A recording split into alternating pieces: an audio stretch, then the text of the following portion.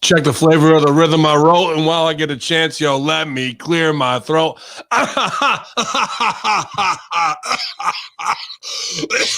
Yo, law infidels, it's the Smack Attack Late Night Edition back at twitch.tv/conspiracy horseman, hackerhamin.podbean.com, haminmediagroup.podbean.com, 5 stars, star search all across the boards, infidels, and we're going to review this show and then take the chainsaw to it. YOLO. Yeah, man, back after the Smackdown Live self-help group. Couple of shots of that American rare breed eagle in me and feeling good. Cut a one banger promo in and out for destroying Crossfire Pro Wrestling Tees store, trying to release a limited edition shirt of Ben Hamin at prowrestlingtees.com/crossfire wrestling and keeping the profits for themselves. I'm not having it, Chris LaPlante. You're not making off of my back that money. You might fool those other stupid moron Canadian infidels, but don't go to Crossfire Wrestling's Pro Wrestling Tees store. Go to prowrestlingtees.com/Ben Hamin and get the official gear. Just like, well, you can't even get the notorious BIN shirt anymore. So exclusive, infidel. You'd have to beg me to re-release it because I am the big papa of them all. But you can get the Ben Hamin. That's right. We're taking over the triumphant, the CFR official shirt, infidels, because your money's banned and so is your voices, but ours aren't. And we're here at the Smack Attack. C-Dub, you don't even try to impress me with your little 2CW references, trying to suck hole your way in for Strangler Steve and Josh. I know what you're trying to do. You don't impress me either, infidels. So I'm pretty well liquored up, hip hop at the top and pissed off. So let's rain it down upon these morons. Oh, yes. Yalla, like the man said, welcome to the Smack Attack. Yes, it is your Smack Attack, and I am, as you can see, if you're on Twitch, C-Dub. And to all the ones that aren't on Twitch that listen to us every Saturday, I am Colin here with another Smack Attack. Now, Ray is off again this week, and I have brought in Ben Hamin. And last week, I healed Ben Hamin with a T-shirt, so I had to bring it back with the notorious BIN shirt. It's like retro Ben Hamin shirt night here on the Smack Attack. Throwbacks. I actually cut a promo during the middle of SmackDown while we were live during the SmackDown self-help group. But it was a good time. One take, and I was out, man. That's good. That's good. I watched for a little bit, and then the kids started getting a little crazy. My daughter's spending the night tonight, so they both fell asleep right at the perfect time for me to catch that, whatever that was, ending of SmackDown tonight. I almost didn't show up tonight, Ben. I figured if SmackDown was canceled or destroyed or these people took over, I didn't have to come here anymore. No, that's we're battling Antifa from the inside. I would never let those soy boys take over my show. All right, good. Whew, I'm just worried that guys with ski masks are going to come showing up to my house with some baseball bats and lead pipes. Now, Ben Hamin, there was something. Yeah, that's a healthy fear to have. Oh yeah, there was something that I saw on Twitter today. There was a former WWE announcer that is basically putting out that Killer Kross was a contract killer. Now, with everything going on with Marty Jannetty and Killer Kross here, Billy Jack Haynes isn't sounding so crazy after all. And all of the other stuff that's going on with supposed wrestlers being contract killers and all these other things. I mean, how many bodies you got, Hamin? Well, diplomatic immunity doesn't, that erases it clean slate as much as I want. Plus, I'm into mass killings where you really can't even find any body parts afterwards. So, like, it's tough to judge. But yeah, I'm interested to see what this is. Hugo Savinovich. I believe so. Yes. Yeah, and he had some other big stooge not long ago, but it's weird that he's talking out about Killer Kross this way. I had plenty of contact with Kross kind of before he really took off, got signed to NXT. I knew that he had done a little bit with Rip, and I heard him put it over. And, I just let him know how impressed I was with his work at Impact, his character, his dedication to character, and then him cutting up his own stuff, his eye for the message of what he wants to convey to wake the world up when he has his own carte blanche to do so, not where he's under the thumb. He still gets good creative, but when he's a free roaming man and a producer himself, I let him know. And we kind of hit up a little online friendship that way. And we only talked twice, like, aside out from, messages and stuff. But I don't know. I had great conversations with him, and I could see where it might be possible. I'm not saying it is or isn't, but I've been around killers before too, and hitters. So I know how dudes act, but Cross is a highly intelligent guy. Here's why I might believe it. I know his family's high up in the military, and he comes from that. And if you're talking about, I go to Oren Ishii, Kill Bill, grew up on a military base, and there was pretty much a CIA operative. Maybe his parents were that too, and maybe he was groomed and trained as a killer, and maybe the killer in Killer Cross is for the real ish. You know what I mean? This country's got plenty of fucking killers and murderers who are made by this government. Like, somebody told me they were moving out of Virginia because it was too expensive and there was too many spies there. Like, legit, if any cul-de-sac you go to outside of DC, man, is loaded with like high-level operatives who look like, Nancy Brown and Tim Smith next door, who are, one dude could have the missile codes and he lives in the same one as a dude who's like spying on the Russian consulate and shit, bro. And the other dude's moving 15 million in heroin out of Afghanistan, who your kid's on the basketball team with. And they're all trained murderers, and they've probably whacked people out on hits. And to be honest with you, and this is just me hypothetical speaking, but knowing Killer Cross's family lineage and being high level like that, I would say there is a percentage, maybe slight, that this isn't a work. And even if it is, so be it. Lean into it. I mean, it makes it all more. That's why we call him Killer. That's why I got all these tattoos. That's why I train like I do, and it's so real to me. So on his tattoos. Oh, yeah, for sure. He might be protected. He might have got his job. I'm not saying that because he's a phenomenal performer, but he might have the wheels just to make a phone call to get hired. Like, you think like CIA isn't connected into every movie and Hollywood and that? He might have those connections, dude. And when I tried to kind of ask him about his past, I can't remember. Did we tape that for Impact? He might have been on Impact Attack. But I remember I can't remember. I can't remember, dude. I really can't. So many shows, and that's terrible. But that's the thing, too. He's also in the Hamin Media discussion group. And nobody tag him on your shit. I will rain down fire and heat upon you if you post this story and try and tag him saying, "What's the fuck's up? You're a supreme douchebag if you do that kind of mark shit, and I will fucking ban you in a second." But there's a lot of workers in there. Rip's in there. Sill's in there. Mondo's in there. Ziggler might be in there. Animal's in there. Like, you never know who's watching. Conrad's in there watching us. And of course he is. The number one stooge, bro. That's his job. That's what he gets paid to do. You stooge stuff if I need you to. Oh, yeah. That's fine. Everybody plays the stooge sometimes. No exception to the rule, man. So that's why Hamin Media Group members are among the top. Blake Troop, John Hartnett, UFC guys in there, on our Cage Theory show. That's why we keep it at the top level, not some Meltzer meltdown shit, from everybody. Dr. Ted killing it all the time. You're hosting a show with him. Your acumen's been raised. So that's just the level we're operating at, man. But when it comes to this Killer Cross thing, so be it, dude. maybe he's working double duty and he's still a government hitter. And he's a fucking on NXT. Well, look, do you know the story? I can't remember his name. The dude who from the Gong Show. No. In the 70s, there's a whole documentary. Host? Yeah, the host of the Gong Show. Fuck, that's gonna drive me nuts. I got a host. I got you. I'll look it up. Look up the 70s host of the Gong Show. CIA. So he was a fucking CIA spook and a hitter, bro. He would go do Chuck Barris. Chuck Barris would go do hits. And fucking, like, they call him up, the crow flies at midnight, ding dong, Bailey and Sasha are the best.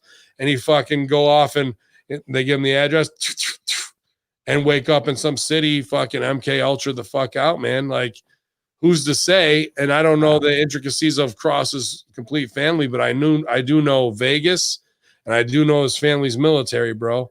And I know he's a Rip Rogers guy, and I know he's a cut above a lot of fucking people in this business very quickly. And to me, that means high level training, high level intelligence. There's the word right there, intelligence. You know what I mean? Like, just talking to him, he's on a different level. Russo talks to me and Stevie and tries to put us over as geniuses. And when I'm talking to Cross, I get that feeling of mentally being small. And it's not that he knows more, we sling dick back and forth. And I'm not, this is going to sound like an asshole thing to say, but I run my mouth enough to make it sound like I have a high enough IQ, and I might. But when you're really toe to toe with somebody who naturally has a high IQ, you can feel it. And that is true of a lot of sociopaths and psychopaths who are killers. And I'm not saying I felt intimidated by Cross, but I could feel a very high IQ. I've been around college professors with a very high IQ who aren't killers and whatnot. I'm just saying they run in, with all genius, there's madness.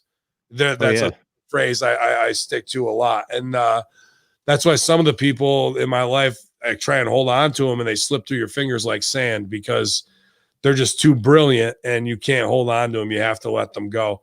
But Cross has that brilliance. And with that, if you are born into a situation, who knows what they can make out of it. But regardless, I almost hope he fabs it and it adds to the mystique of who he is. But Hugo Savinovich better shut the fuck up, because if it's real, he might get fucking... Yeah, he just disappears one day. He plays it very well. You can tell his intelligence in his promos and things like that. But it might be one of those situations with him where once you find the way in one thing, you find the way in all things. And because he seems like he's a very martial arts kind of Zen guy that meditates and does all of that type of stuff too. Like, well, he just went to before he got signed. I mean, obviously, check out his chick, probably the hottest chick in the biz right now, right? Scarlett. Scarlett Bordeaux. Yeah. But they went to Thailand for a couple weeks, man, and like even the home movies he cuts together are like epic. It's like everything's like his vision quest. He's a very third eye open to everything, knows some secrets, and that he knows it. And obviously he wears on his body what his fucking core is, his fucking animal, his spirit animals, his fucking politics, his fucking Americanism, all that shit. You know what I mean? Like, and even some paganism that's in there, to be honest with you.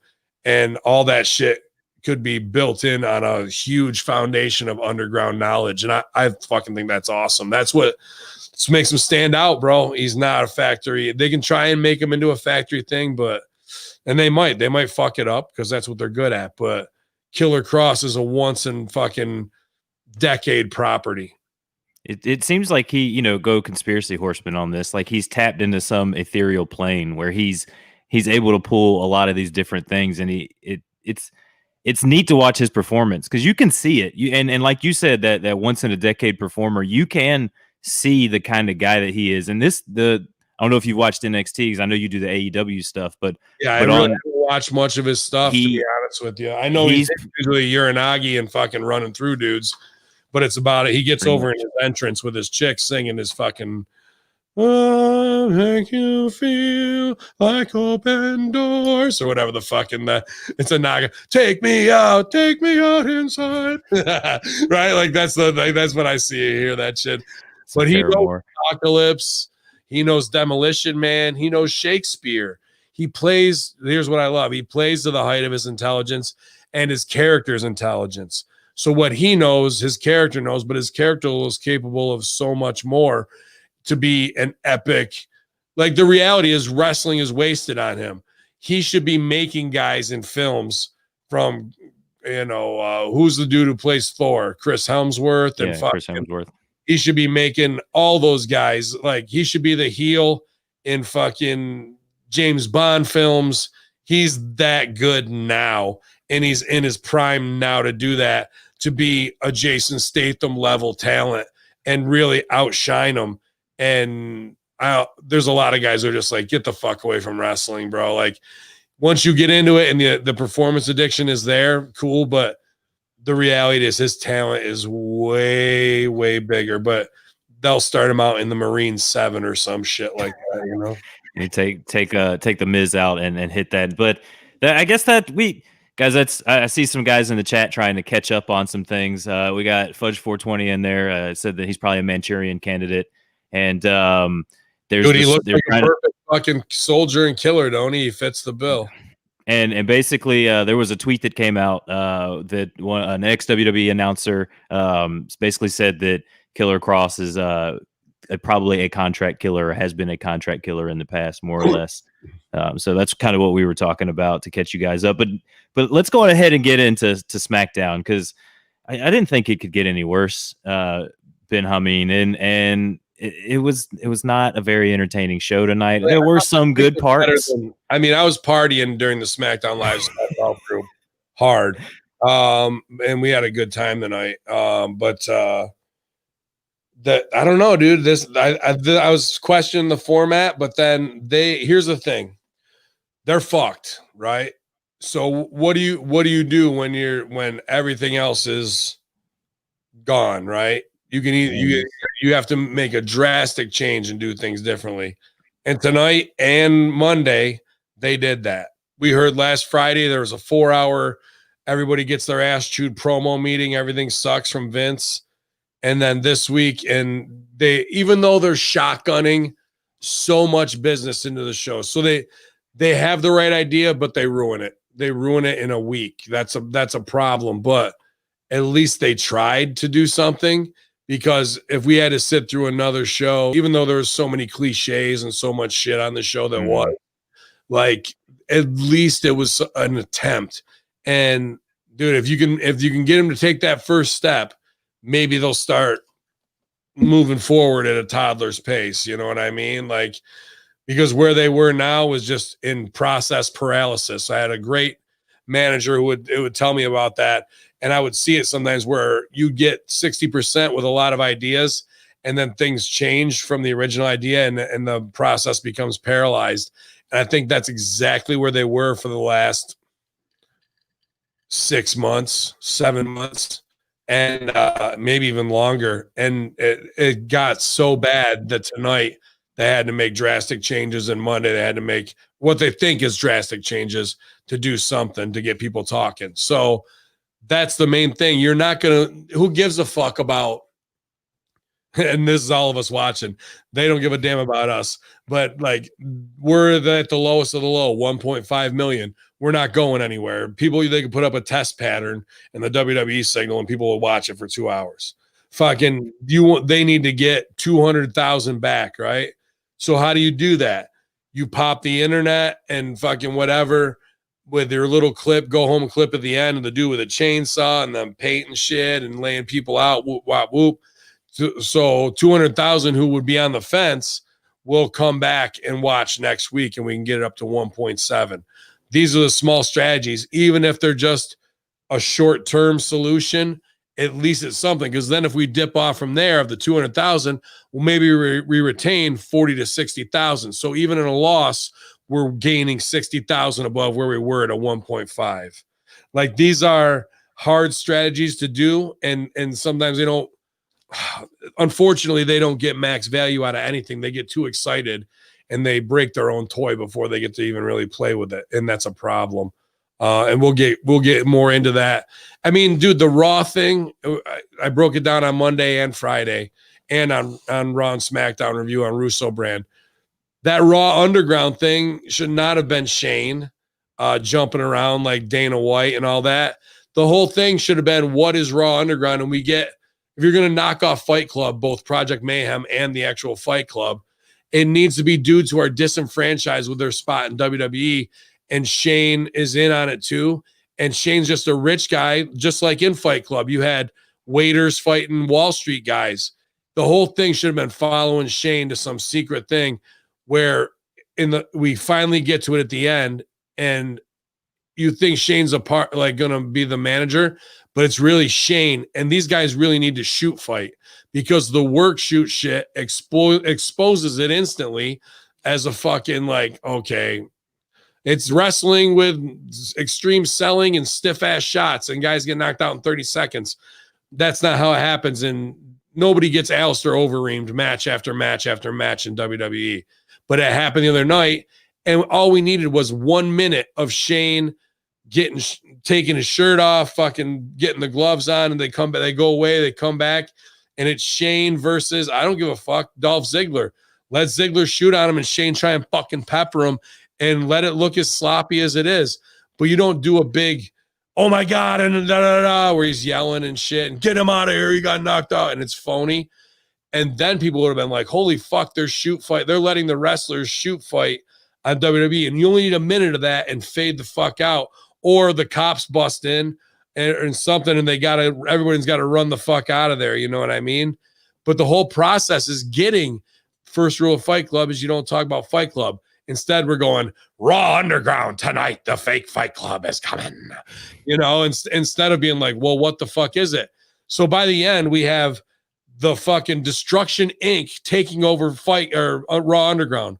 Well, what the fuck is Raw Underground? We don't even know. So now they're taking over, and MVP fights, Shelton fights, Lashley beats the shit out of somebody, Ziggler fights, the Viking Raiders fight, the big cocksucker from NXT fights, the MMA guy fights, and you've blown it out the window. Dude, the whole thing should have been leading up to one 60-second thing.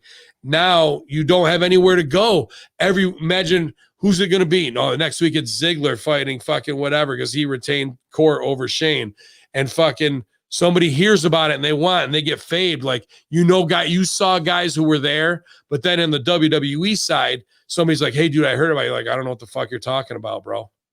And even do something with like the Street Profits where one of them is in and the other one isn't, and he has to fave his own fucking partner. Like, the whole thing is the secret. And then they're going to do Project Mayhem, where they do one thing where they're throwing Molotov cocktails, and there was no police, no nothing to make it real, to scare them off, where that's what we see in the news every day. Now they're going to let them run in on the fucking show, run around like crazy fucking kids at the mall, and then finally they get a chainsaw and they do all the things you think they would. If they came out of nowhere, they should have brained Michael Cole right there with like one of those fake rubber baseball bats and just fucking laid him out. And then what's his name? Graves tries to fucking help. He gets tasered, and you got to shoot taser him and fucking make it look real. Like, give him 50 grand extra. I don't give a fuck. You got the money. You got $1 billion from these fuckers. Would you let me taser you for 4 seconds for 50 grand? Oh, hell yeah. Well, fuck yeah, right? Yeah. So get your tits lit on TV. Fuck it. Sign an NDA that you're not going to sue for unsafe working conditions and light that motherfucker up. That would get people talking. Some fake runaround bullshit where and here's the thing, they did the smiley face. So you can put that into your smiley face killers conspiracy hat for those who know about the smiley face killers. But that's also what was in Project Mayhem in Fight Club. When they blow up the building, it's a smiley face and whatnot. And the smiley face killer, we've done a whole Horseman show on it. You can check it out. But that's a really great conspiracy too. But here it is. And Vince doesn't know about the smiley face killers and how to get this shit over. And Project Mayhem is on a TV show. Dude, it should have been like a month. They should have built till, what do you call it? Retribution. Goddamn trademark Retribution. And they did, and stooged that off on WWE.com. So how anti-hero is something you're reporting news on your own website? We're called Retribution, da-da-da. They should have done kidnapping. They should have done fucking more cut the power shit. Somebody fucking gets Nancy Kerrigan outside. Police have to be called in, like SWAT, to fucking protect the Performance Center, all leading up to SummerSlam, where they then invade. But dude, they pushed this shit through in 5 days. They crammed 12 weeks of TV for each of those, really. I would have built it to 5 or 6 to get good shit, but like, good shit, pal. Really, they crammed 12 weeks of TV into a 5-day period, bro. And that's why they're fucked. They have the right idea. They steal from the right things, but they cannot make it their own, and they cannot execute, and they cannot take their time. And what sucks is I know they have the people there, from Paradise Jimmy to fucking Jeremy Borash, and I'm sure other producers who can fucking handle the workload. It's just all shotgunned because of the situation they put themselves in through months of bad creative and fucking not listening when they should have, bro. It's almost too late now. And then when they actually get on the right path, they do it all too fast and too much, bro. They blow their load so fast. Yeah, it felt like they were just kind of doubling down too with all this. Like you said, they're trying to bring up their ratings, so they're like, all right, we're gonna just make Raw 2 hours, and we're gonna try something new for this last hour with Underground. But I felt like you're right. If you're gonna set that up, they could have had like one of the lower card guys who's really disenfranchised, maybe gets caught counting some money in the back while another one comes up and he's like, yo, where did you get that wad of cash? He's like, nah, you don't really want to know. And he keeps pestering. I'm like, yo, where did you get that wad of cash? And he's like, all right, man, look. Some of us guys, we put our salary for the month on the line. We go down here, we fight. Like, if you're down, like, this is how we make extra money since we can't move up the card, da. And then, like you said, you got a bunch of the lower card guys down there, and that's how you introduce it. Maybe Shane's down there kind of rolling everybody up and stuff like that, like helping out and pushing this thing. I don't know. Yeah, you want the Stevie stooge off from the Raw and SmackDown? I probably shouldn't. It should be on Russo Brand. Dr. Ted checking in on YouTube. He said, I just watched the Karate Kid and Tootsie for the first time. Was SmackDown good? You fucking bastard. Oh, man. Well, Dr. Ted, he's been doing good in the last couple of years because, dude, for a guy who wrote TV, brilliant TV, he didn't have much movie reference when we were younger. And he's really come around and made himself watch America's top 200 movies. But that's a shoot that he just watched Karate Kid for the first time. He's not working you to get you high. You're like, what the fuck? Like, you should have to watch all of them, even up to the girl one. You know what I mean? He popped me on Next Level, Ben, because I asked him what his number one favorite sports movie was, and he said basketball, and that is my number one favorite sports movie. Favorite? Wow. Yeah, right there. Oh, wow. I'd probably go any given Sunday. I had Remember the Titans on there, but so we start this show off with a Firefly Funhouse segment. Sorry, I got stooge though. I wanted a stooge. Ooh. Oh yeah, go ahead. Sorry. Well, that's how do you think this is gonna? Here's how they're gonna fuck it up, WWE style. You tell me how they're gonna fuck it up. Let's see. Where does this go? Like, what's the payoff to this? They're masked, so the payoff is what? Well, they're gonna have to unmask, and that was actually what I was gonna ask you. It's like, how do you unmask them if they're supposed to be unmasked? Like, when do you do this? In every WWE unmasking, it's terrible. Who's behind it? Usually a Vince McMahon or Shane McMahon, some kind of a McMahon. Or this time it'll be who? Oh, it'll be Shane this time. No, his other son, the one he loves. Oh, it's going to be Triple H. Okay. You got it. So it's all going to come back to them in the end, the fucking lame McMahon fucking thing. Because how are you going to do anybody from outside like that would send? Who else are you going to make it? Like, it's not a bad idea. Like, it is a bad idea, but it's not a bad idea that Vince would poison his own show. But Vince McMahon is very George Soros-esque, right? So you could turn him into that, but I think it's really going to be Triple H sending them to fuck with the main stage shows so NXT can invade. Well, they have kind of set this up with his demotion. You know, he could easily go back. And like you said, that's long game business because they did that in the past. And then he was on SmackDown. It's all over again. Look at the pattern. It's not even about the creative. You ready? 1997 ends. Russo 99 ends, Russo and them leave. Who takes over the book? I forgot. Is it Vince? Did Vince take it? Shane, Steph, and fucking like they all family. Right? Then fucking comes back Pritchard and Bischoff to bow down, or they're Bischoff and fucking Hamin to bow down and be part of the show. They reboot ECW.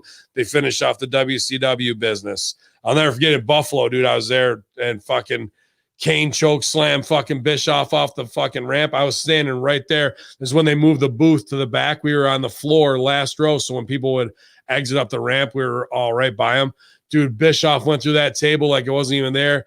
13 feet, hit that floor like a sack of shit, bro. And he was not a young man. And there was no crash pads, straight fucking Buffalo Sabres ice up concrete, bro. I was 13 feet from him, and he fucking hit so hard. That was brutal. So then they use those guys as the fucking scapegoat and get rid of them because ratings are starting to go down. They bring back Hamin for Punk, but Steph and fucking Game take over. The years of the brutal 25-minute opening promo, the Authority, the Office versus the fucking Boys, year 20, right? We go through that for fucking 6 years till it finally shits the bed and Triple H gets to fucking go do NXT and make that his baby after they fucking closed down OVW in 2008, 2009, and then do FCW, but Ace and Kern fucked that up. Then it gets taken over by Game 2015, whatever, after his run is done, and he's just doing manias. Then we're back to fucking Vince and fucking no, then the ship is sinking, right? We say, who the fuck could save it? Well, Fox, we have the meeting with them, but instead of Russo, they hire back Eazy-E and fucking put Heyman in the spot. They are scapegoats at that fucking time to set up again because they got cut last time and then Triple H and stuff took over. Here we are again in the same fucking spinning wheel, bro, of what is going to happen. What is going to happen? There's going to be an invasion. Triple H takes over. Triple H is the man again. We're fucking, dude, it's going to be the same shit all over again. Unless a big inertia fucking comes in and sends everything into a new realm. But fuck, man. I just see the same mistakes in a fucking 10-year cycle. I've lived them. I've watched them. And now I'm part of, predicting them again, man. It's crazy. Yeah. And then Vince will just have another scapegoat in his son-in-law and Stephanie just to fire off TV before he brings Shane back in and Shane runs it and then he fires Shane again and then he brings. How fast does that happen before Vince dies or not? God, it'll happen. This whole cycle will probably happen again before Vince dies. We'll probably see Bischoff and Heyman and them come back again before Vince dies. I don't think that this is it. You can only go around twice. Well, and then Fox is going to have to step in at some point in time. Shane does want Russo back. Shane is the one that Shane reached out to. No, Vince reached out to Shane. Shane was super receptive, set it up for Russo to write. Vince even went through the email and fucking like adjusted some things for his own father. Has Russo send it to Vince to Vince. And that's where we get back THX. Thanks. Like, period. Like, okay, on the radar. And there's still plenty of people every week that bring up his name and that bring up, dude, there's people on the roster now that hit up Vince for creative help on the kayfabe that gets pitched like 2 months after they get it because they can't even get a meeting. And when they get a meeting, it's on the phone with Vince McMahon instead of fucking, bro, we need to save this show and you put an investment in me. This is what I need to be doing, and showing initiative and being like, fuck that. Don't blow me off. We're having a meeting right now and I want 12 minutes on Smackdown. Bump this shit because I got something that's going to fucking get people interested. Instead, they wait around 2-3 months. They pitch the whole thing. Everyone's like looking at them. Oh yeah, we love that. And then let's think about it where we can fit it in. 24 hours later, well, we just can't do it because of this reason. They give them time to fucking think of X amount, and they probably know it might be coming from Russo, it might be coming just the fact that it's not coming from them, and they don't want you to get over on something that's your own. It gets shut the fuck down. And isn't that a horrible way to do business, man? It's brought to this point. Yeah, that's their problem, is they're not making new stars, and that's because they don't want people to get over them. But this stitch backs to our first conversation. When I look at Killer Cross and the character and the person of Killer Cross, I feel like that's somebody that would walk into Vince's office and be like, no, I'm not doing that. This is what I do. This is my character. This is what I'm going out there to do. I'm not doing that shit. I wish it was the character Killer Cross would do that, but not the guy I talked to. It wouldn't do that. And it's not that he's a pussy or anything like that. He's just a very cunning and precise individual. And he knows the situation he's in and the potential to make that Saudi money, and he'll play the game. And he's got on speed dial at anytime he wants. He's got Rip Rogers, Disco Inferno, Conan. He's got a fucking group of kayfabe consiglieres that he can call at any time.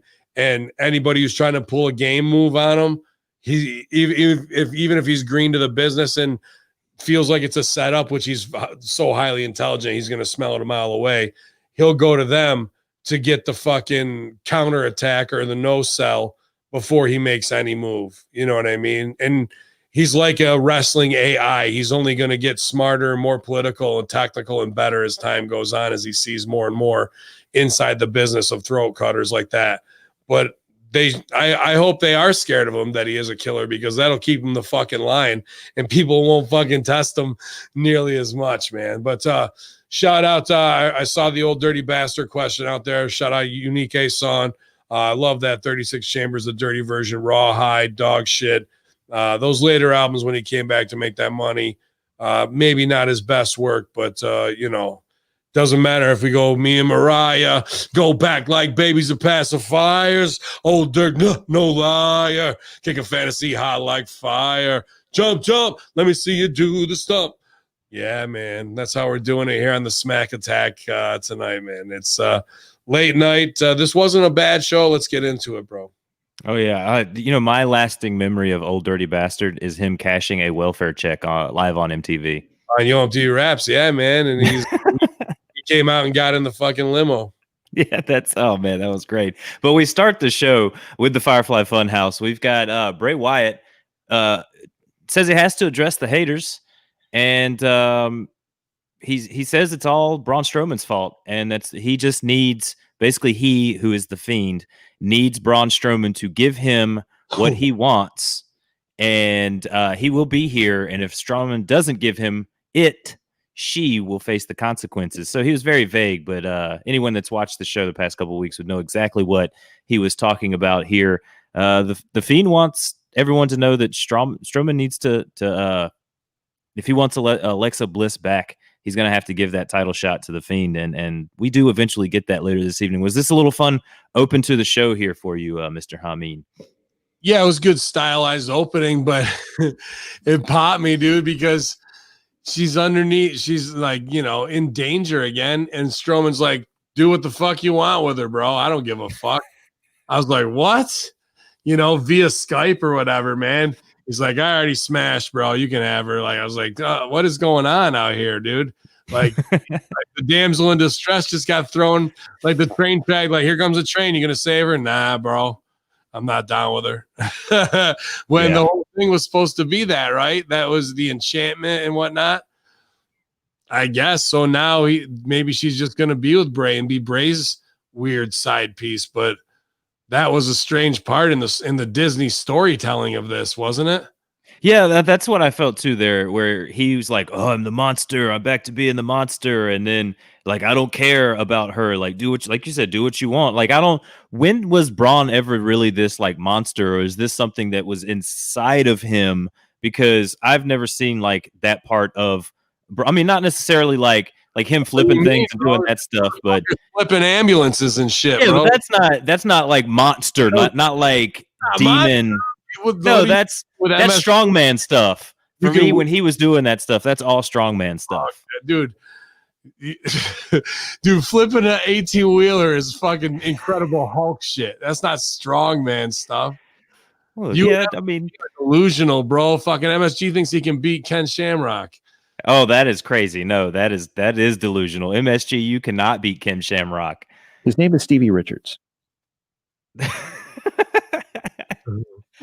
Oh man, did he really say that? I have to talk to MSG if he really said he could beat Ken Shamrock up. It was when OVE jumped him. Man, and they had 10 guys, and he goes, with 10 guys, I could beat Ken Shamrock. I go, oh, what'd you say? Okay. Okay. Well, tonight there was a little bit of an MMA issue that I had, and we'll get to that. But then we get Matt Riddle versus Sheamus.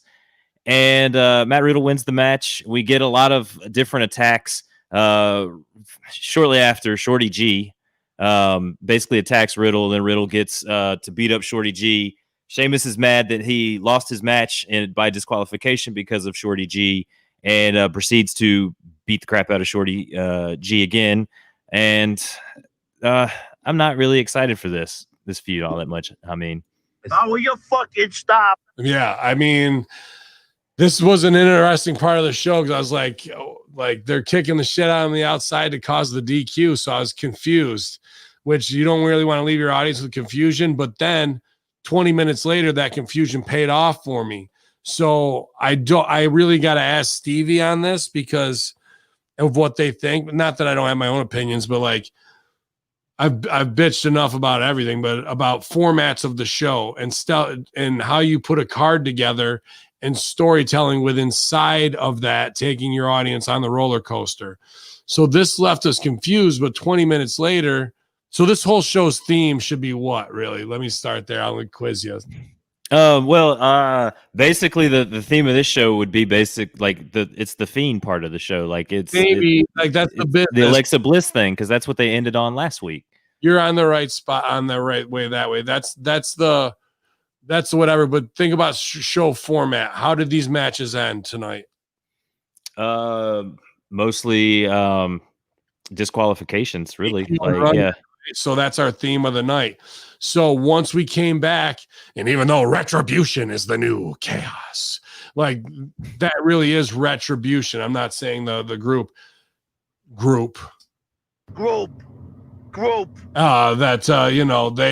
They you like that. He's having fun with the roadcaster tonight, ladies and gentlemen. I love that. It's my favorite scene in The Sopranos when they're driving home from the casino. He was gay, Gary Cooper. No, are you listening to me? But they came back and did the same finish 20 minutes later with opposite guys. But then the problem was they went into a match right after with Sheamus and Corbin pulling double duty to pay it off. This is where I'm saying they shotgun things and fuck it up. That should have happened the next week, right? Yeah. Off of what it did. But the retribution of coming in and doing the whoop wop, heels did it on babies, and I got you back, and it fucked up your thing in the shell game. I don't have a problem with that. I might have wrote it like that myself. So I got to give them half a thumbs up on that because I'm not sure if that's a fuck up. I want to hear Russo. It's not a fuck up. It's a choice. But is it the strongest choice? That's what I'm always asking myself and the guys I write with to check, because I thought it was an interesting switch up in format to go DQ, confusion, then come back DQ, made that first segment go, oh, okay. All right. I got a little bit of wrestling psychology completion there, which as we book cards is something we should be trying to tie in overall, because you can book from the end of your feud and book backwards. That's a good and easy way to do things. But then once you have that, and you have that for everybody on your card, then you can start to shape things in different formats. Let's say we're going 8 weeks of business. We can have our static setup, but then maybe week 4, we do something like this, where it's a crazy little DQ dance inside that switches up our show a little bit. These are the fun things you can do, and it's rare that they get the opportunity or that they even attempt to do that kind of stuff.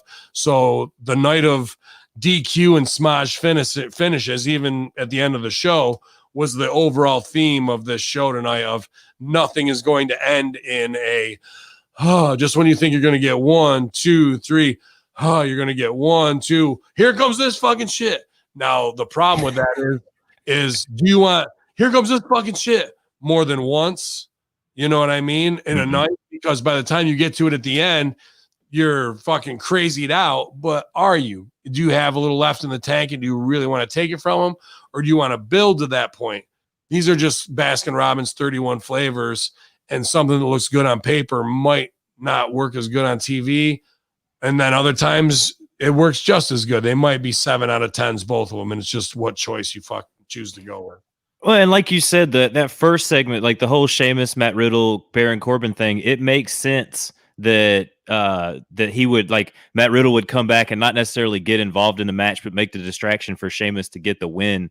But with the double DQ on a card, or if you're writing for television, are you just trying to protect all of those guys? Because it didn't seem like, nobody really took the loss there, like a pin or a submission, or like really looked weak in any of those spots. Well, that's exactly what you want to do. That's doing business for everybody. You're getting a guy's finish over. You're getting a feud over. You're getting who the heel and the baby is over. I just watched, I think I posted it. in Hamin Media Discussion Group, these Al Snow learning lessons that are on Hannibal and a couple other things they've done where they've chopped them up. And he talks about just throwing, if your finish is a DDT and mine is a figure four, and we tell the match off of that, where you're going for that on me and I push it off and I work heat on your leg. And we tell that shit, even if out of nowhere you go for it and I hold onto the ropes and you take the bump and I throw the fucking figure four on your leg, you know what I mean? And you get the ropes, get out of it. I sell up, you DDT me and pin me right there, but your legs fucking hurt and I'm knocked out. I just sold your finisher. You beat me clean. I had my figure four on you. Now, after the match, if you need help to the back and you get carried out and limped out and you don't bury my finish, now my finish is over because I worked heat on your fucking leg. And even though you won and I put you over, your finish is over as a knockout. And we established each other and told a story based on I'm cutting it down, but I would be working, you'd be working on my head and to try and knock me out the whole match. And I'd be keeping you alive while I try and keep you off your feet to fucking get the figure four on you and wear you down. But we're both made and we both do business at the end. It's not taking one guy wins, the other guy's fucking buried. There's ways to tell this story where both get over. And what you just explained is not an easy thing. It is an easy thing to do. It's not easy for that company most of the time, but they did that business where nobody got buried. Everybody's story got furthered and it was interesting. So even though the commentary and all the bullshit, terrible acting that goes along with it, again, the premise is right. The execution might not be the best. Yeah, so we go on to probably what was the worst segment of the night for me. I hated this segment, and I will tell you how they could have done this a little bit better. We have Ms. TV, where we get a special guest, a hair puppet that is Mandy Rose's hair that was cut off of her head. Let's talk about this first before we get to Sonya Deville coming out and joining them and Otis and Tucker and all those hitting the ring. Both the guys were doing the voices for the hair here. I wish only one of them was doing the hair, and the other one was just interviewing him. And Morrison was doing a better job as the hair and was better riffing as the hair than the Miz was. So I felt like the Miz should have interviewed the hair. If we're doing an improv scene, tell me in an improv scene, the only time that really would work. That I am not exactly sure about that. So let me back it up, dude. If we're doing Master Shoot Theater and I'm Vince, pal, somebody else could be Vince, but not to be unless I'm in a mirror and somebody's doing a mirror exercises in back. I mean, there's a couple different ways I can make it happen, but the reality is a tag out. Somebody would come in and assume the character, not just be a clone of it and trade 8 bars back and forth as the character. You know what I mean? They were playing a terrible tag team monologue. Oh, it was, dude. That's what that was. Scene work. And what kills me is they both have improv training and they should know that, dude. That killed me. I really think there's heat on Mandy Rose backstage because there's supposedly heat on Otis. Is there? Things like this are a rib on them and a rib on her having hair extensions, and they're just trying to fucking make her feel like small by focusing on her. And this is a segment that is at the expense of your audience to pop Vince and Bruce and them for her not wanting to do something. I mean, they've been ribbing her since the beginning. I mean, the whole thing in their mind, big fat guy hooking up with the hottest chick on the roster, probably started because they asked her to do the lesbian thing with Liv, and maybe she didn't want to do it, so they just flipped it, bro. You don't want to do the lesbian thing? Fine. You're going to do a fucking love angle, but you're going to do it with the biggest, fattest guy there fucking is. And then she does great with it as much as she can. And that's what you do when they try and test you and rib you, to throw it back in their face. But once you do that and they can't get to you and affect you, that makes them hate you even more. And now we're seeing malicious things that are meant to send her home and cry at night knowing that she can't sell for it at work. This is the fucking mind fuck that they do constantly there, that fucks their creative in order to appease these power playing sociopaths, bro.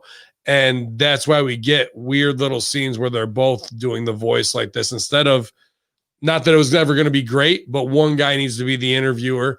The other one needs to be Vince, one needs to be Young Ryder. And you play that relationship, right? Like, I was very disappointed and disturbed by this terrible, stupid little scene, bro. There's so much better use for Miz and Morrison than what they're doing. Why they're not bringing in Taya Valkyrie, having her and Morrison become an incredible power couple to then face Killer Cross and Scarlett Bordeaux. That should be this whole year's build all the way to, from right now all the way to WrestleMania, dude. Like, that's fucking box office billboard fucking talent in their prime. And instead we're getting Moppy, the fucking talking hair extension with Google eyes that fucking Dewey glued on him with a fucking hot glue gun backstage earlier that fucking day. That 5 minutes, 15 minutes cost how much? $961,000. Yeah. That 5 minute segment alone cost about $300,000. Oh man, and they didn't spend any near $300,000 on that wig or anything like that. That was do with $300,000. That was dollar store, Dollar General, dollar store crap that was in there. And then so basically this just leads to Sonya Deville coming out and mocking Mandy the whole entire time. And it you know, you're expecting Mandy to come out. Mandy doesn't come out, but we get Otis and Tucker, which sets up the inevitable tag team match later on between Otis and Tucky and Miz and Morrison, which it looks like they're setting up that faction, because now you've got Sonya Deville in the black suit, you've got the Miz and Morrison dressed in black, and then, you know, as we saw, Mandy comes out, the match ends in disqualification again, or actually, I think, was it a disqualification or was it a stoppage? Either way, there wasn't a finish to the match, and you know, now it looks like we're going to get that 6-man tag maybe, or we're going to finally get Deville versus Mandy Rose. Oh yeah, it's going to happen. You're getting a shitty 6 intergender, bro. This is where they go back to the formula. They do one move right, and then they put themselves for checkmate. 2 steps back. Yeah, dude. It's not even chest really to them. Like, they leave themselves wide open. They think they're fucking making a great move with their bishop, but they don't realize that the dude already moved the queen out, and it takes one, and you're trapped to get checkmated like a total fucking mark. And they just don't know how to fucking outfox it, dude. I don't understand why. Well, I do understand why, but that's what you're gonna get. You're gonna get a shitty 6, the delay off of it, then a spin off. And that's wrong, because you should be delaying till SummerSlam. Until what? Because what's going to happen next week that they're fucking up that they should delay another 2 weeks? Is it shit? No, it's remember. Keep it simple with the girls. Mandy shouldn't get her. They even did it. They blew it tonight. Mandy really shouldn't have gotten her hand done her Deville until fucking SummerSlam. And when she did it for the first time, she should have knocked her the fuck out and then cut her hair, buzzed her right there, dude. And that was the problem that I had though with the run in by Mandy Rose. Okay, so for the realism aspect of this thing, Sonya Deville is trained MMA. They set her up as an MMA fighter. They even put her over as an MMA fighter in the promo with the Miz and Morrison on Miz TV. When Mandy goes to tackle her, she was shooting on her about something backstage. There was a couple shoots in that Sonya Deville part of that promo. Yeah, she talked about her just being a bikini model and those types of stuff. So there's a little bit of realism there. But when Mandy goes to tackle her, she lands in half guard, a very sloppy half guard. But I know you're a Muay Thai man. If anybody comes at you, your muscle memory is you already know a combination that you're going to throw on somebody. If you hit the ground in your MMA, you've trained Brazilian Jiu-Jitsu enough time that you're going to fall back and immediately go to guard or try to pull guard or pull somebody in and try to hold them tight or work for a submission or try to sweep, do something. And so I don't think little sexy Mandy Rose would really realistically be able to take Sonya Deville like that. What should have happened? Oh, she should have flipped her over and swept her and like really just gone over top and just beaten the shit out of her even more. They should have just. I don't even think beat the shit out of her, because strikes are wasted. Like, maybe choke her out. Yeah. No thing that I watched recently too. If I was to punch you in the eye in the face, what's going to happen to your face? Oh, it's going to start to blow up. blow up, but in wrestling it doesn't. So really, punching is the dumbest and most fake thing we can fucking do. Break her arm, maybe choke her out, do something like that. Walk with 2 fucking gimmicks and switches out, gets her in a choke, chokes her out, puts her out. It's heels in the ring up strong right there. You got Miz and Morrison and her. Then you get Miz and Morrison involved to get them heat. What do they got? They've the Miz and Morrison. Well, what is it? We're here. What I just laid out the scene for you. Mandy's knocked out. Sonya's up. She looks at Miz and Morrison and goes, "Give me it." Oh yeah, they got this. Yeah, the scissors and the shaver. And she goes, and she gets her hair again. She gets her again, dude. The babies don't get. Babies need retribution at a payoff. Yeah, retribution at the payoff. Yeah, I like that. So until that time, we need to be building heat on our heels. So you think that Mandy's gonna run in all pissed, but she fucking gets cocked over again. Then comes Otis, and what happens to Otis? They keep him from getting into the ring, and they beat him down. Stop him. Fucking bing, bang, boom, shut him down. Morrison hits him with a kick, feet up, skull crushing finale, lay him right the fuck out next to each other, bro. Lay them out. You didn't even shave Otis's head this time around. You absolutely could, dude. And they both go bald together. And then next week, fucking maybe we even do something that's comical but not comical. Maybe they do Nair in the fucking bottle gimmick, bro. You know, and she really goes fucking, because that's them wanting to rib Mandy Rose. So if we're gonna do it and make her bald, like palm of your hand fucking bald, and get max value out of this rib and the fucking thing. So when the retribution and payoff comes, let's go the full way. What she got to lose if she's going into WrestleMania completely bald, and then she can, dude, how hot would be Mandy Rose? And you could use her for the cancer survivor stuff and whatever, with wigs and shit, with like the sexy wigs and whatnot. You know, like there's a girl in my high school right now. I went to high school with, who is a beautiful woman and cheerleader, and she's lost all her hair. She goes through the battle, but she's got this wig collection. I was like, damn, she's looking fine with the wigs, man. Mandy Rose with some sexy wigs look hot as hell. But I mean, if she's wearing the extensions, it's about commitment to the bit, is my point, and commitment to the rib and putting heat on your heel. Tonight, they already blew off some of that heat by letting her get anything on her, dude. It needs to be heat until SummerSlam. Get back over with the head shave fucking thing. Do that way. Or if you really want to do it, don't do the Nair thing that way. You really want to put heat on her, you fucking keep going and getting little chunks of her hair. You don't really get her shaved. Then she loses at Mania at SummerSlam. And Mandy Rose gets her head shaved there when you think it's going to be the retribution for fucking blah, blah, blah. But Otis, as a fucking comedy guy, does the fucking Nair thing on what's the lesbian's name? it's Sonya Deville. On Sonya Deville, and she's in the fucking. We get a shower scene, and she's celebrating, and all of a sudden her fucking hair comes out in clumps, and she's fucking freaking out. And then you cut to Otis, and what's he saying in the locker room outside where he hears her screaming? You hear screaming, pans out, then Otis is there listening up close, and Otis says, "Oh yeah," and there's their fucking scene right there. Yeah, that's lady. Fuck with them all. Retribution comes back around. Even when you think the heel's gonna pay it off in the match, she doesn't. She goes over more heat.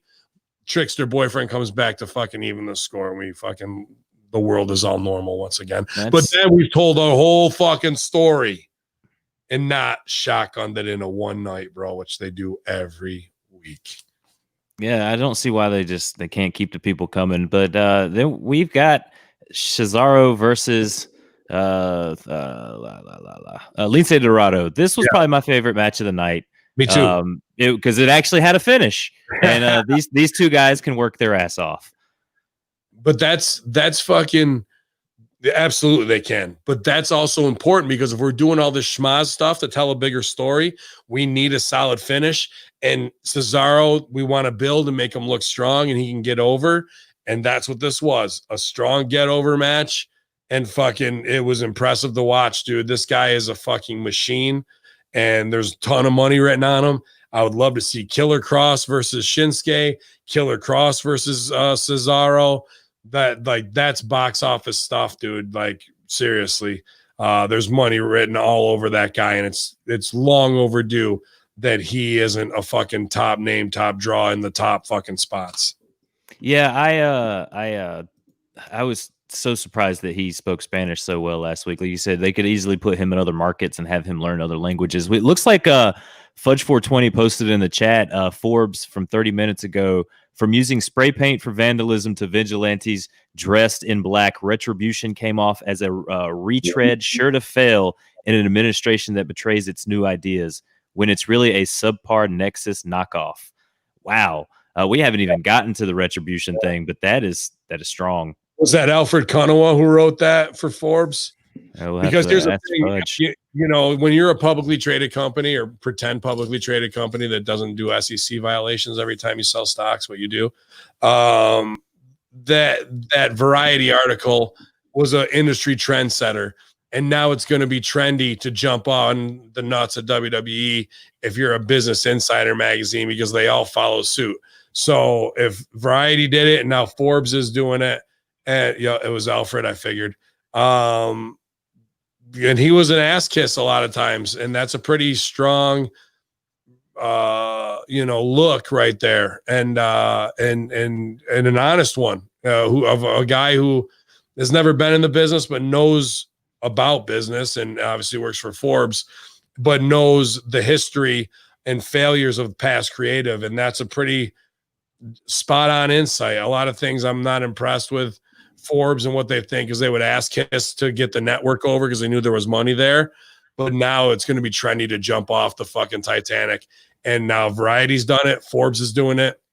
You can watch Ad Age be the next one because they've been kissing Stephanie's ass hard. And I wouldn't even doubt if WWE is paying Ad Age for these coverages of like WWE new age thinking on race, and where it's all bullshit.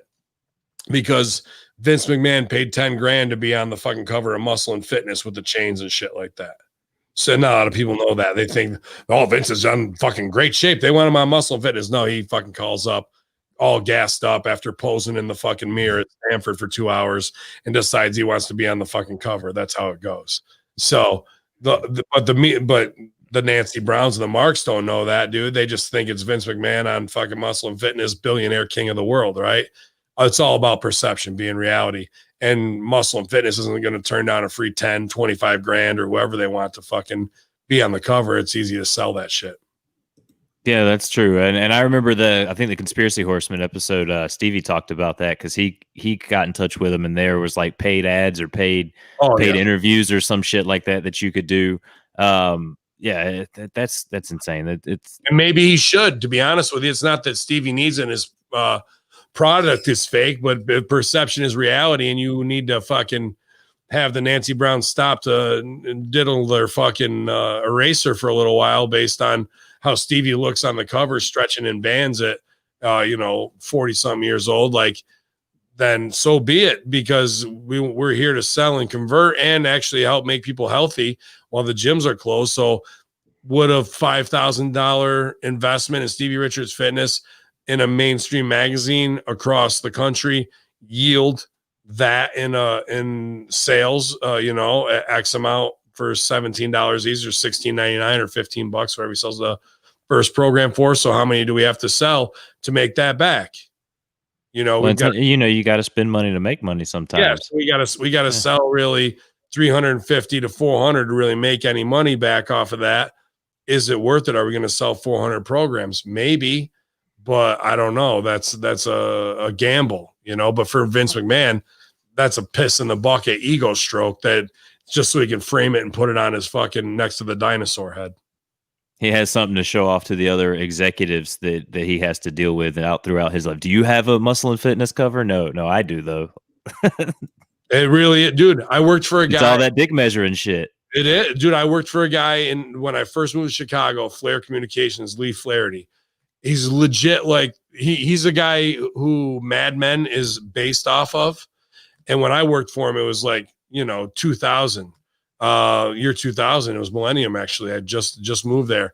And I didn't work directly for him, but I had plenty of interactions with him. And this guy would wear a suit every day, like a fucking $2,000 suit, bow tie. He is fucking tanned like a motherfucker, like just every day, powdered hair, like, you know, $100 haircut. He started the Chicago Marathon, and Mad Men is actually like part based off of his company, the show Mad Men. So, you know, they had big clients from Corona to fucking ConAgra Foods, whatever, Healthy Choice, a bunch of campaigns I worked on. But this fucking guy pretty much isolated his whole family away from him like Scrooge McDuck so he could fucking sit in his own money. He has a property, I don't know if he's still alive, but he had a property downtown right by Ed DeBevick's next to Hooters and fucking, I think on Erie. But it was like a 3-story brownstone. That was his office across the street. And then he owned the building that was like 7 stories.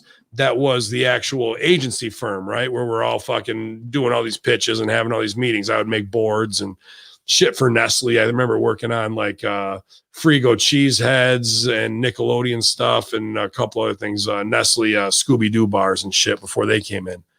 But he would forgo paying contracts to have us develop graphic design, put out boards, do whole ad campaigns. I'm talking $60,000 to $100,000 pitches of manpower from creative directors on down, bro, to inksters, to fucking, you know, me putting them out by the time it gets done, just to submit them to like Ad Age magazine and all these magazines to win awards for like best pitch, best da-da-da. And Ad Age would also charge him like $1,200 for each one that he would fucking apply to. And he'd apply to like 30 at a time because he had the money from like Chevy and shit from years ago, Super Bowl ads and stuff, right?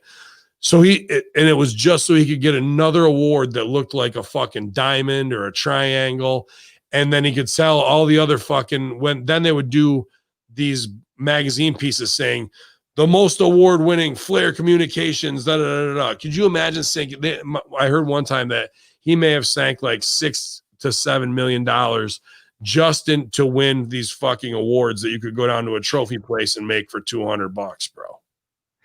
Yeah, I see those at there's a place that I worked and they would have like the Best Sandwich Magazine Award and like all these other things. And I'm like, y'all either printed those out or you just paid someone to do those for you. And a little fun fact trivia about Charlotte, North Carolina. Charlotte skyline was built by 2 men having a dick measuring contest with who was going to have the bigger building between the guy that owned First Union and the guy that owned Wachovia. Guy put up the First Union building first, and the Wachovia guy was like, no, I want a bigger building. So he threw one up. Literally 4 or 5 buildings were built by these guys, and the next one was just bigger than the next, bigger than the next, bigger than the next. Just dudes throwing money around. Just ridiculous shit. We go backstage. Big E is here. Kayla's asking him a few questions. Big E cut a very passionate promo. What did you feel? Uh-oh. Japanese. Yeah, dude. The Big E promo, talking loud, but it ain't saying nothing. You know what I mean? Like, I get that he's breaking out and he's got all this unbelievable charisma and whatnot, but what do you do with him? Like, we need a circumstance, not a promo to get over. You know what I mean?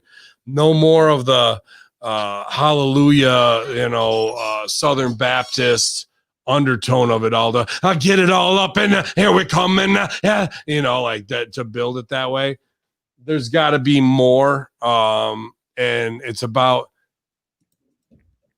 what's step one? Put heat on your heels, make your baby off your heel. So if and he's way over as a baby to start with. So we need a heel that's even bigger than his baby face fucking credibility after years with the New Day and as a top merch guy. Something really has to happen. Now, if that's somebody taking him out and injuring him, so be it. But what's the real heat to make him a singles guy to make sure the fucking tag team's dead? What's the real heat?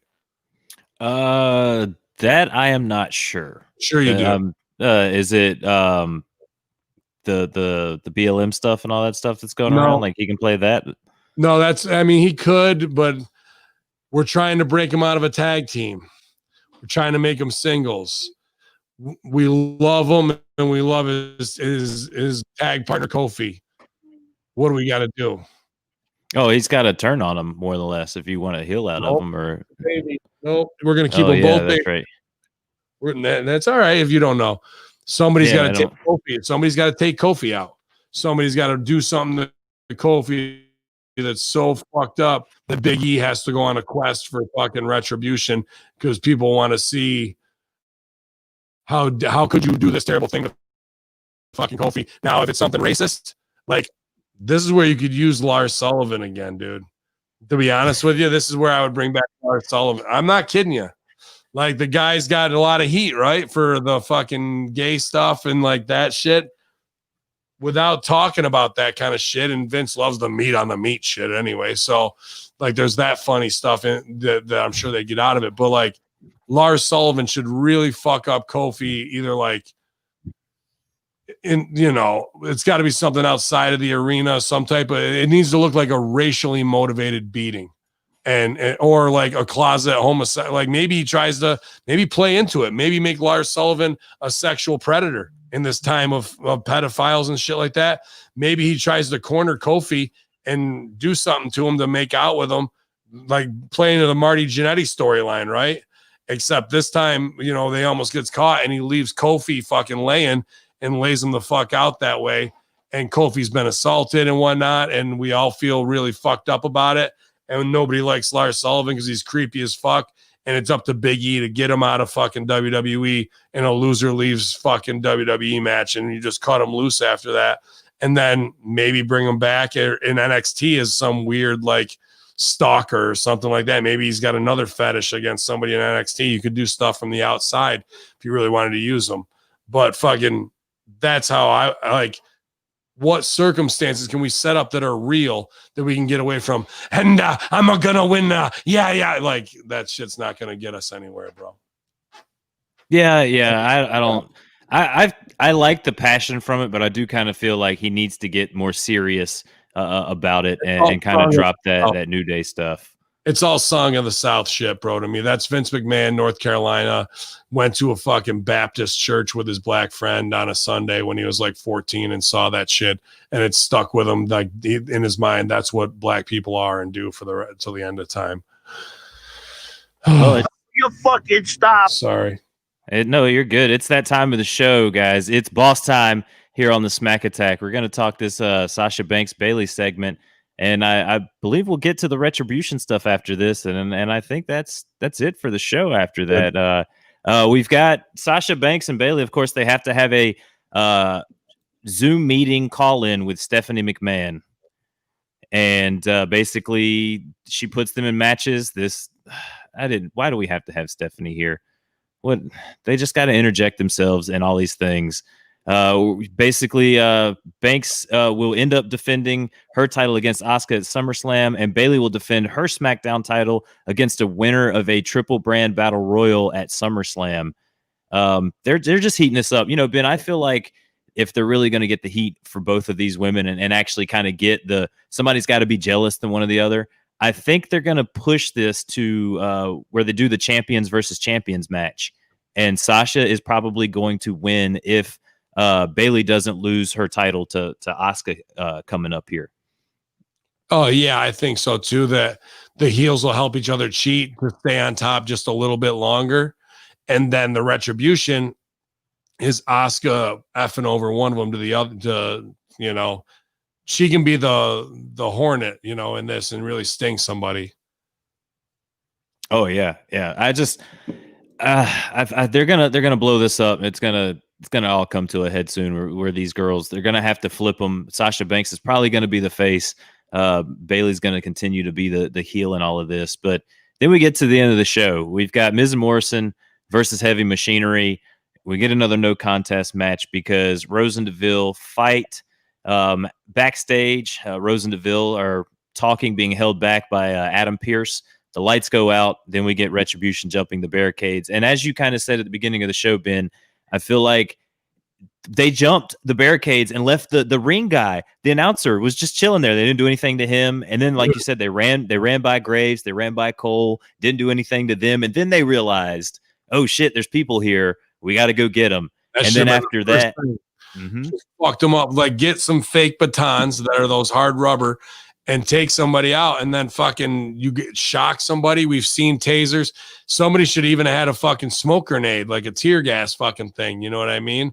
And fuck it, even if you weren't going to take somebody out, Cole could have got out, rubbing his eyes. God damn it, what do they fucking do? Like, you know, make it real at least in there of what's going on. Instead, it's wrestling. They hit the ring, they run to the back, they lay out the girls, and then they run back to the ring. And oh, I've got a chainsaw now. Chainsaw Charlie's back. Fucking, and he cuts the ropes, and that's supposed to be the big wow. And they're fucking celebrating in the ring.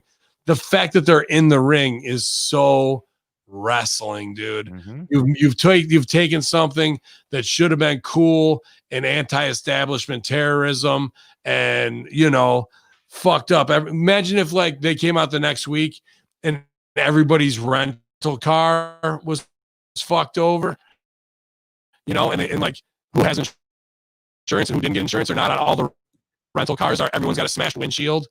WWE has to pay $300 for each one of those on a windshield, but dude, that's a easy fucking stunt. If you do 7 cars, that's only $2,100. Like, that's worth it for what you're now. That's a segment worth $300,000. People come out after the show, dude, what the fuck? They smashed the rentals, and they're out there, and then maybe even they throw a Molotov cocktail. That's the rib on budget rental car.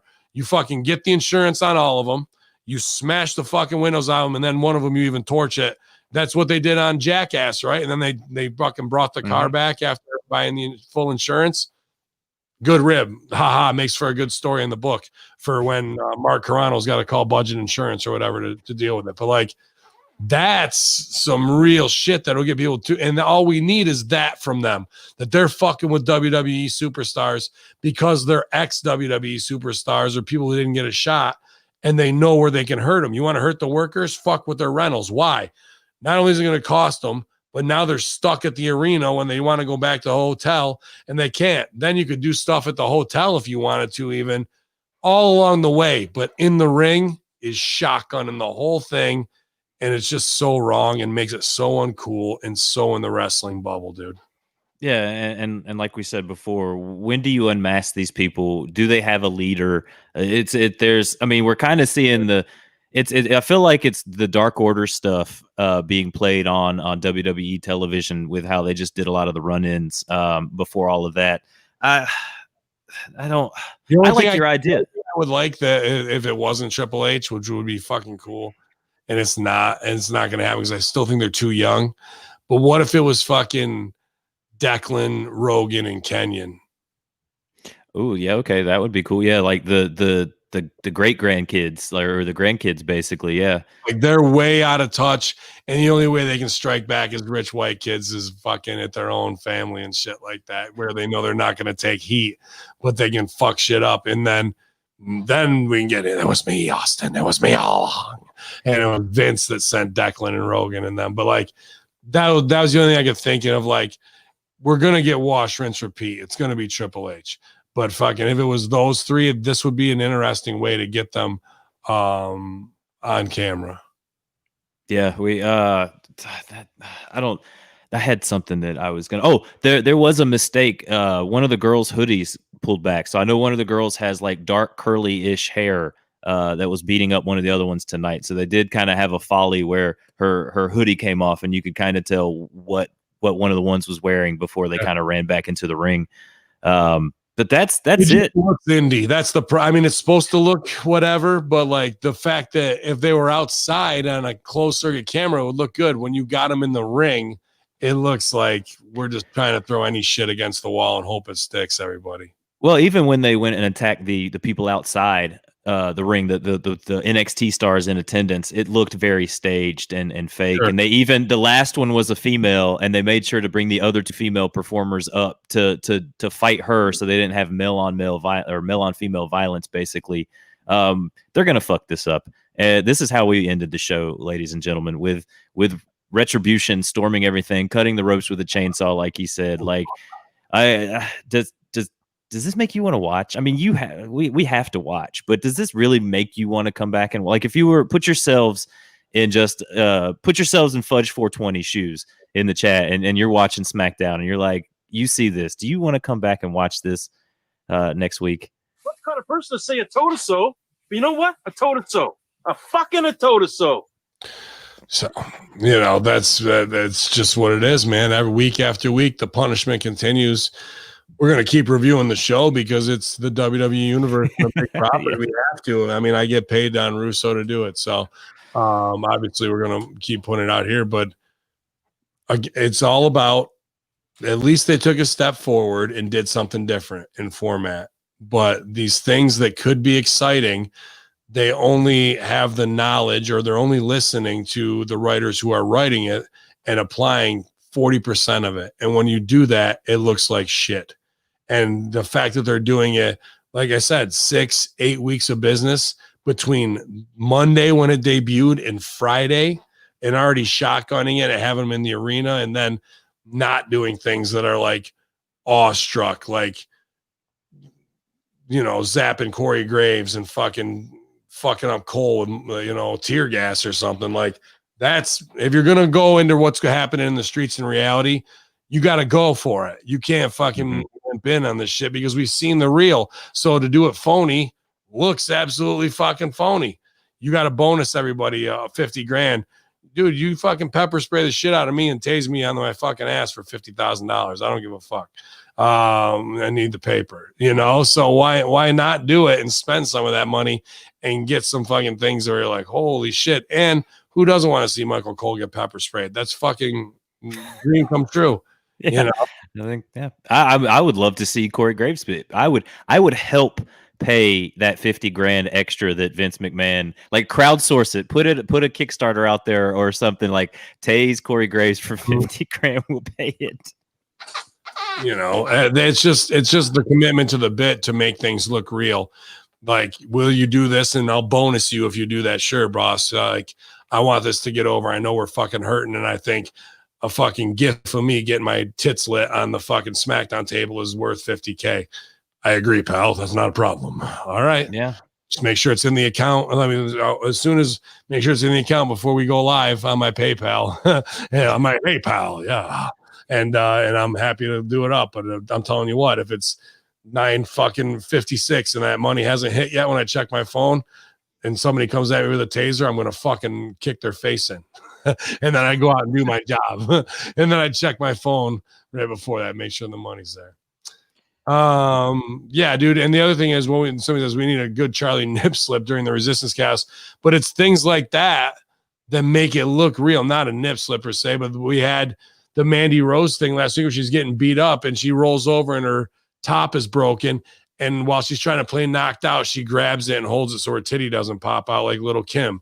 The reality is, if you're knocked the fuck out and titty's out like what, that's it. Like, that's real. That's like, damn, did you see your gimmick came out? Like, that's what people watch World Star Girl fights when they get naked in the street and shit like that, hood rats. But like, make that shit real, and it's post-production. If we got to put a black bar over it for censorship, that's fine, or blur it at least, but at least it's controversy where people are talking and it makes our stories look real. Instead, they get knocked out, and while they're knocked out, they pick their wedgie or they cover their fucking titty, or they don't knock the guy out. They're so badass at chaos, they run right by the guy they could fucking do the knockout game on. Like, what are you doing, man? What are you doing? Let's fucking step up our scene painting. So, that's SmackDown, you guys. It was not a great show, but they made an attempt. Yeah, they did make an attempt. Like you said, at least they're trying to do something different. There are some rumors out there that there could be a return of the NWO. There are some other things that could happen. They're all just rumors. You never know. But thank you for coming on to the Smack Attack again, Ben Hamin. I enjoy co-hosting with you, dude. You do well with setup questions. A lot of people fold, and don't ever be afraid to say, I just don't know. You don't have to always jump through. I mean, that's the Al Snow method. Let me put spotlight on you so you can say something wrong, and I can say, no, this is why. But, that's just the way I was taught. So, you got to say the wrong I got thing. some head for Al. Ready to fucking lay them out, right? So, no, I appreciate you're doing great work, man. On Next Level Podcast, ridiculously random show, producing shows for us, and obviously here on the Smack Attack, man. I appreciate all your hard work. Well, that's like they tell us at improv, or where I do it. There's no mistakes. There's no wrong answers. So that's why you just say whatever. Let just whatever come out, and then we'll play off of whatever just comes out. Yeah, just don't say whatever comes out during a family friendly show, because they will brown bag you. You get the brown bag, and you got to wear the brown bag for the rest of the game.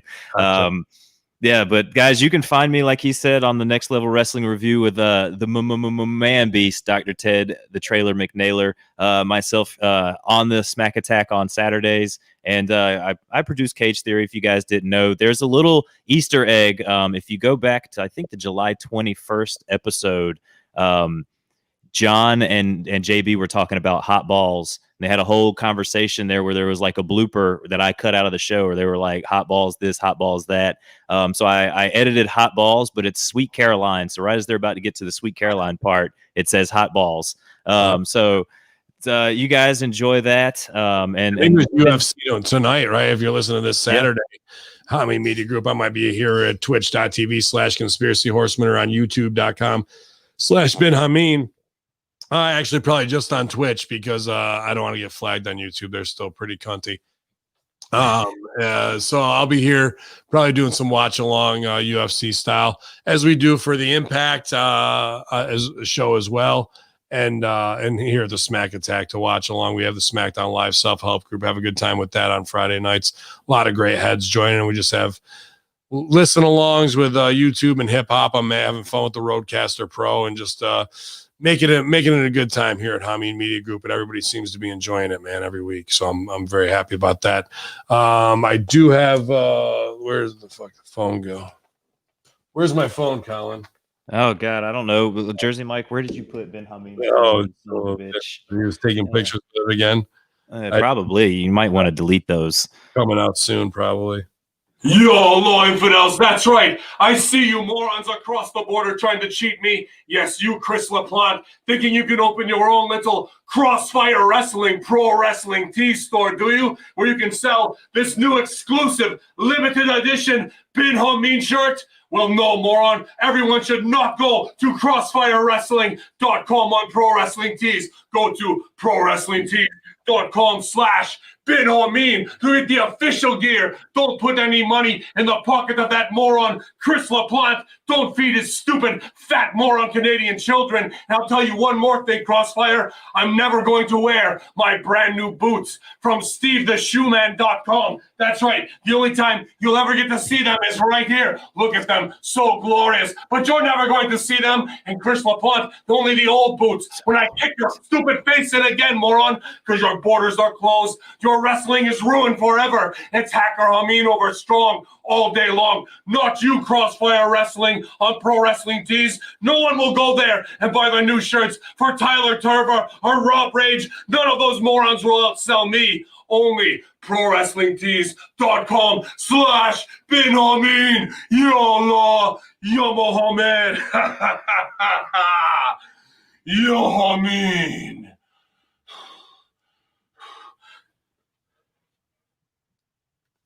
So that was something we did.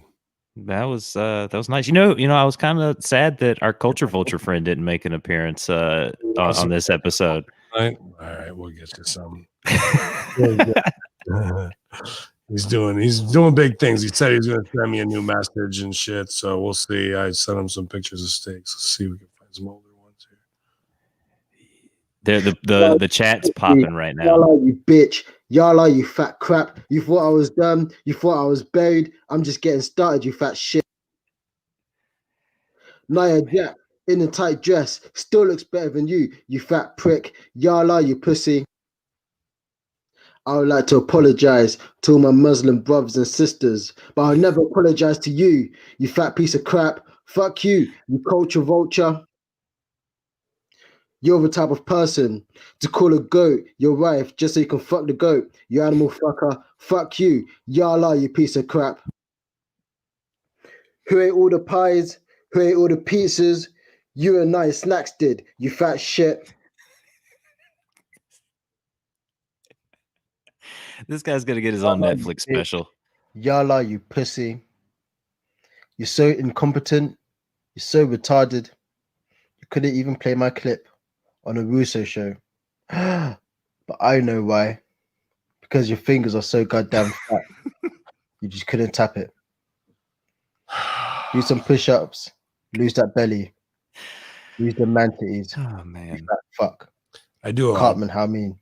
I do a lot of push-ups. I don't know if I can lose my man titties though, because I got a lot of just tissue that's genetics in there. But I did a lot of push-ups today. So y'all, you fat fucks out there.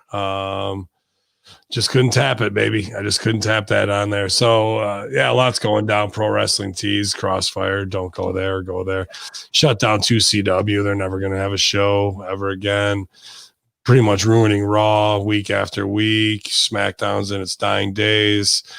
AEW is fucked over because they lost their big TNT contact. So Meltzer's having a meltdown. Brandy killed all her social media because Big Ray sent her too many dick pics and she just couldn't handle it. And NWA's probably done and shelved. And Billy Corgan's done with wrestling after striking out 3 times and learning the hard way. Indies are crushed. ROH still under investigation. Chikara shut down. Things are looking good, you guys. Evil's champion in New Japan, so they're already working on self-destructing with that too. I can beat everybody there. Anyway. Doesn't really matter, does it? So, yalla, it's Retribution here with CY at Colin Y Song at bin_Hamin on Twitter, infidels. Only at hackerhamin.podbean.com. Subscribe, go over to the new Hamin Media Group.podbean.com, Hamin Media Group on your iTunes or Spotify. We need to get those numbers up. Share it, get all those affiliate shows going, or else I'm going to come over there and shut you down just like I did the entire wrestling industry, moron. Saudis, heels over strong. We've crushed it all. Colin Weiss Song. Yalla.